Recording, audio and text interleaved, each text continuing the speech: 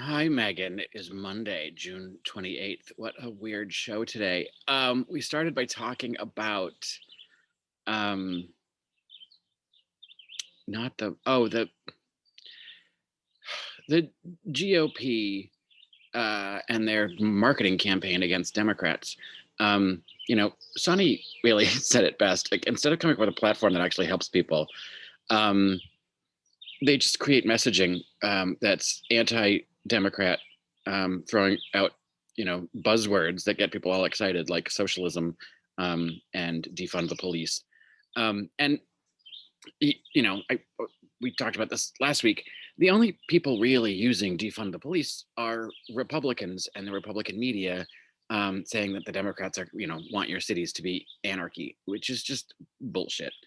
um, and I mean, even you said it, that the biggest gift the Republicans have been given is the expression "defund the police," because then you're just going to use it against us. This is all. The Republican Party doesn't do anything. It's just anti-government, um, and so that's their entire platform, is just destroy the Democrats. It isn't about helping anybody, and it's just remarkable to me how so many people in the electorate fall for it, and for all of the misinformation about Democrats and actual social policies that are meant to help the people that are voting against them. Um, I mean, historically, the Democrats are just terrible at this. We're just terrible at messaging. We're terrible at coalescing. So, whatever this conference was, or whatever that fucking GOP is doing, it's just an effort to get exactly this. Let's talk about what the GOP is doing. Let's talk about not talk about what the GOP is doing. Let's talk about how the Democrats are destroying democracy. It's just bullshit. Um, and hopefully, if we can get some legislation passed, and get some things moving in Congress, you know, Democrats have something to hang their hat on for 2022. But that remains to be seen. And then we were talking about Mumford and Sons. That what's his name? Uh, I don't remember.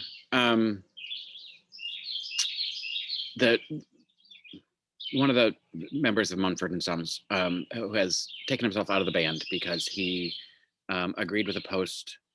No, he tweeted about uh, Andy Ngo and his book, um, and so he got a lot of backlash for it. And your defense of Andy Ngo, he's a widely discredited journalist, um, widely known for spreading misinformation, for misrepresenting the actual truth. Wrote this book about Antifa destroying democracy. Talking about the protests in Portland. There is no Antifa that's doing protesting anywhere, Portland or otherwise. There's a group of, there are groups of anarchists that are just trying to make trouble, and they're taking advantage of whatever possibility that they can, to stir up trouble, and then blame it on woke culture or whatever they want to do, and the right wing media just eats that shit up, and makes up all this crap that the Democrats want our cities on fire, which is just a complete um, lie. It's just a lie. Um, and for some reason, between that story and the one before, you have this whole thing about Twitter. If Twitter were a congressional district, well, Twitter's not a congressional district, and you put more importance on Twitter than I think anybody else does, that I ever see or hear from. Uh, it's Twitter's a small portion of the electorate that is active and uses it, and it doesn't decide anything. Um, so your constant reference to Twitter, about its, the pandering to it and its use, and is just an odd choice. You're more obsessed with Twitter than I think any Democrat is. It's just a social media vehicle, used a lot by journalists, really. Um, so, yeah, Twitter is not a congressional district. So it doesn't matter how uh, you know left wing it is or right wing it is. It's just not a thing.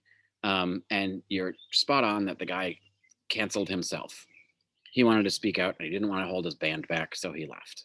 Um, and that's fine. Go ahead. Fill your boots. Um, you should be able to do both. Um, uh, you know, uh, Sarah made a really good point about how if being supportive of a person who says or does something controversial um, doesn't necessarily mean you're buying into the person lock, stock, and barrel in their entire existence. Um, there should be, as you like to point out, some nuance to the whole thing. But this Mumford and Sons guy, went all in for this guy for Andrew No's book, which was just a fabricated piece of shit. So yeah, he should own that for buying into the fabricated piece of shit. Uh, and then we got to the story about Courtney Love being mad at some artist, and clearly it was just poking fun.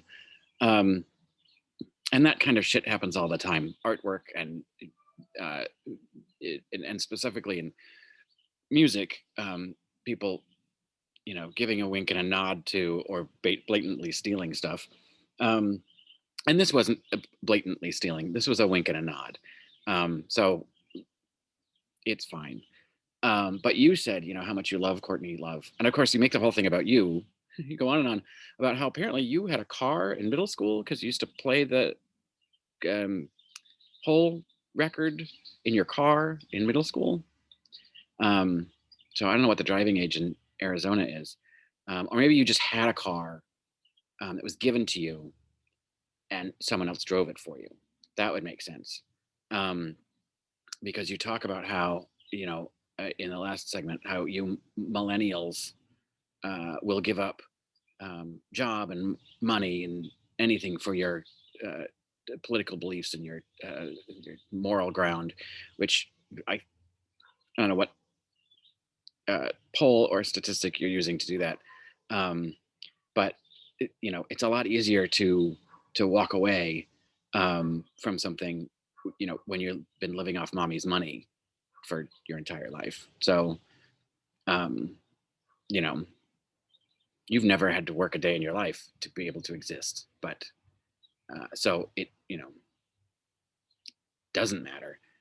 But you are in it because you want to be on TV and you want to make noise and you want to be a rabble rouser, um, and just make a name for yourself by lying and spreading misinformation and just being a general entitled, selfish